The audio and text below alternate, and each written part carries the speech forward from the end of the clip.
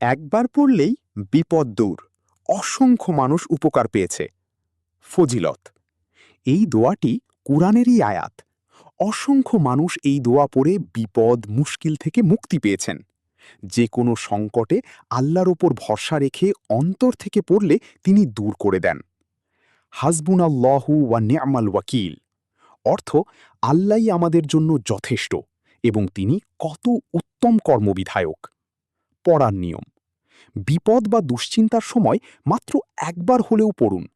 সকাল সন্ধ্যা ৩ বার করে পড়া উত্তম। পবিত্র অবস্থায় পড়ার প্রয়োজন নেই, যে কোনো সময় পড়া যায়। আল্লাহর ওপর পূর্ণ বিশ্বাস রেখে পড়ুন।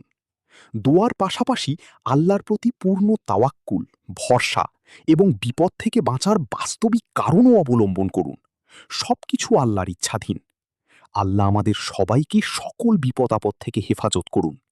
সর্বদা আল্লাহর উপর ভরসা রাখুন। আল্লাহ উত্তম পরিকল্পনাকারী। এমন আরও আমল নিয়মিত পেতে লাইক ফলো দিয়ে সাথে থাকুন।